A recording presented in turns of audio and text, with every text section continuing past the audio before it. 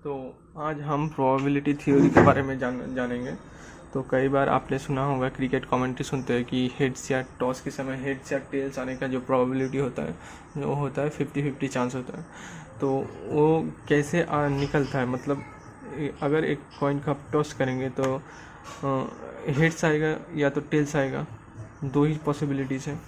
तो ये जो हम कॉइन को टॉस कर रहे हैं, उस टॉस करने को बोला जा रहा है इवेंट, जो कि हम जो घटना घट रही है उसको इवेंट बोल रहे हैं। कॉइन टॉस हो गया, रोल ए डाइस हो गया, etcetera etcetera, deck of cards होता है, picking A card from deck of cards हो गया। तो इसके इन लोग एक और यहाँ पर टर्म हम जो यूज़ करते हैं वो यूज़ करते हैं fair coin and fair dice. देखो, एक फेयर कॉइन का जो प्रोबेबिलिटी होता है हेड्स आने का भी 0.5 होता है और टेल्स आने का भी 0.5 होता है। ये जो हम नेक्स्ट जो पढ़ेंगे वहाँ पर क्लियर हो जाएगा कि 0.5 कैसे आ रहा है। तो एक अनफेयर जो डाइस होगा, जो उसका जो इम्बैलेंस आउटकम जो होगा, जो हर एक पॉसिबिलिटीज़ का आउटकम डिफरेंट होगा। तो एक डाइस का एक आने का 0.1 हो गया, दो आने का चांस हो गया 0.3, ऐसे ऐसे करके डिफरेंस हो जाएगा। हालांकि जो एक डाइस का कोई एक नंबर आने का जो फेयर डाइस का आने का जो प्रोबेबिलिटी होता है 1/6 होता है। वैसे एक अनफेयर कॉइन का कुछ हेड्स आने का आ गया, मान लेते हैं 0.6 हो गया, या टेल का 0.4 हो गया। तो ये डिसबैलेंस हो गया आउटकम में। तो जो घटना घट रही है उसको हम इवेंट्स के द्वारा सूचित कर रहे हैं। तो इस जो इवेंट के अंदर जो जो आउटकम पॉसिबल है, हेड्स आने का पॉसिबिलिटी, टेल्स आने का पॉसिबिलिटी, जो जो रिजल्ट आने वाला है उस नंबर ऑफ, उसको हम सैंपल स्पेस कहते हैं।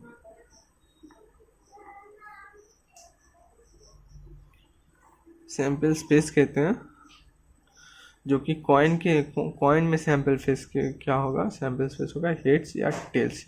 ये दोनों के अलावा कोई भी सैंपल स्पेस नहीं होगा। तो सैंपल स्पेस और तो अगर कोई आपको बोले कॉइन में 6 आने का प्रोबेबिलिटी क्या होगा, ये एक ट्रिक क्वेश्चन है, क्या होगा। तो ये जो क्लासिकल थियोरी अब जब हम सीखेंगे प्रोबेबिलिटी का, उसके बाद हम डिस्कस करेंगे कि एक कॉइन में 6 कैसे आ सकता है। 6 तो आ ही नहीं सकता, तो प्रोबेबिलिटी कितना हो सकता है, 0। जो हो ही नहीं सकता, जो घट ही नहीं सकता, वो कैसे घटेगा, तो उसका प्रोबेबिलिटी 0 होगा। तो एक डाइस में कितना आपका ये हो गया सैंपल स्पेस का, डाइस में आप 1 ला सकते हैं, 2 ला सकते हैं, 3 ला सकते हैं, 4, 5, 6 ला सकते हैं। इसके ज़्यादा कि आप इससे ज़्यादा आप ले आ सकते नहीं। अगर आपको कोई बोले कि डाइस में 0 आने का प्रोबेबिलिटी क्या होगा, तो आप सीधे सीधे कह सकते हैं कि 0 आने का प्रोबेबिलिटी ऑलवेज 0, क्योंकि डाइस में तो 0 आ ही नहीं सकता।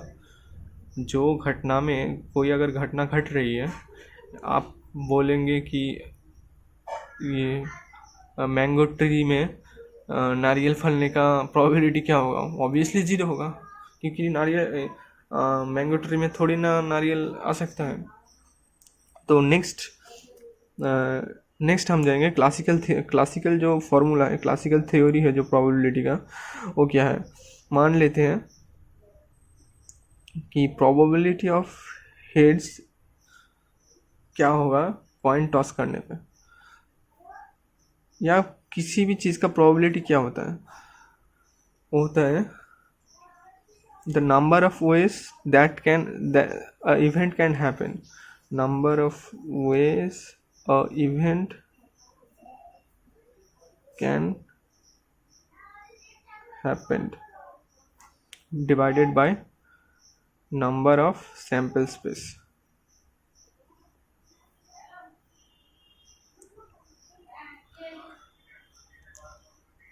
तो नंबर ऑफ वेज इवेंट, तो हेड्स कितने तरीके से आ सकता है एक कॉइन टॉस करने पे। तो एक ही तरीका होगा। अगर मैं कॉइन को टॉस करूँगा तो इस बात पे टेल्स आया, तो ये जब रोल होके जब हेड्स आएगा तो वो एक ही तरीके से हेड्स आएगा, तो नंबर ऑफ वॉइस क्या हुआ 1 हुआ।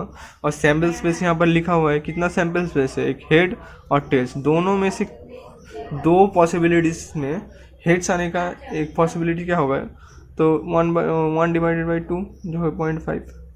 उसी तरह से प्रोबेबिलिटी ऑफ टेल्स इज 0.5। तो यहाँ से एक और बात क्लियर हो सकता है कि जो प्रोबेबिलिटी है, जो दोनों आउटकम का प्रोबेबिलिटी कितना है, P of H plus P of T, 0.5 plus 0.5 equal to 1। तो किसी भी इवेंट का टोटल जो प्रोबेबिलिटी होता है वो टोटल प्रोबेबिलिटी 1 है, 1 से ज़्यादा नहीं होगा, 1 के अंदर ही होगा टोटल। तो एक ये बहुत इम्पोर्टेंट है कि किसी ने आपके से कहा कि कोई भी चीज़ का जो प्रोबेबिलिटी है, जो समथिंग मान लेते हैं P ऑफ N या P ऑफ X भी मान ले सकते हैं कि एक X इवेंट का हैपेंड होने का प्रोबेबिलिटी बोल रहा है, कोई बोल रहा है 1.05। तो ये प्रोबेबिलिटी के जो थ्योरी है वो वायलेशन कर रहा है। थ्योरी क्या है, प्रोबेबिलिटी कभी भी 1 से ज़्यादा नहीं हो सकता, क्योंकि जो सैम्पल स्पेस है और इवेंट हैपेंड होता है, वो सैम्पल स्पेस से कभी भी कोई भी इवेंट होने का तरीके से ज़्यादा नहीं कम नहीं हो सकता। मतलब सैम्पल स्पेस यहाँ पर मान लेते हैं, sample space number of sample space is always greater than equal to number of ways or event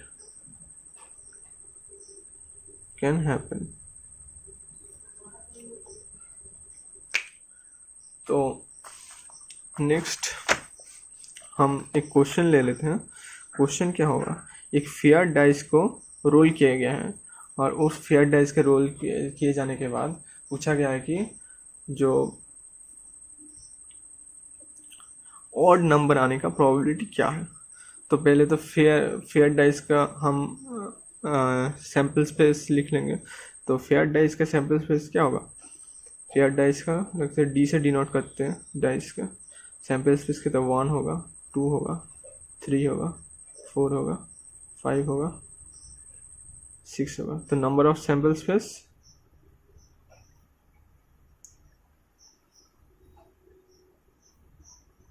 कितना होगा, 6 हो गया।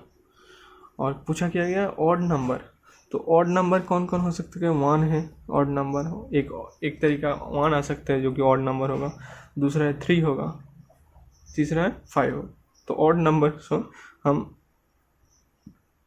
O से डिनोट करते हैं। तो ऑड क्या आ सकता है, 1 आ सकता है, 3 आ सकता है, 5 आ सकता है।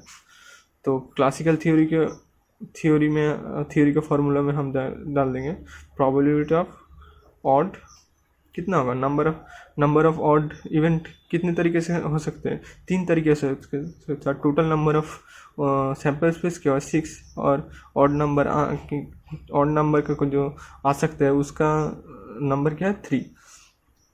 तो यहाँ से क्या होगा, 3 से ये कट गया, 2 हो गया, तो हाफ 0.5 है। तो कुछ इस तरीके से जो प्रोबेबिलिटी का अप्रोच इस तरीके से शुरू होता है। तो प्रोबेबिलिटी को आपको समझने के लिए आपको सेट थ्योरी अच्छे से आना चाहिए, मतलब वेन डायग्राम को यूज़ करना। तो प्रोबेबिलिटी हमेशा 0, कोई भी एक प्रोबेबिलिटी x मान लेते हैं, उसका प्रोबेबिलिटी ऑलवेज लाई करेगा 0 से 1 तक। मतलब नेगेटिव प्रोबेबिलिटी कभी भी नेगेटिव नहीं हो सकता और 1 से ज़्यादा नहीं हो सकता। तो आज के क्लास के लिए बस इतना ही। तो दूसरे क्लास में आपसे मुलाकात होगा।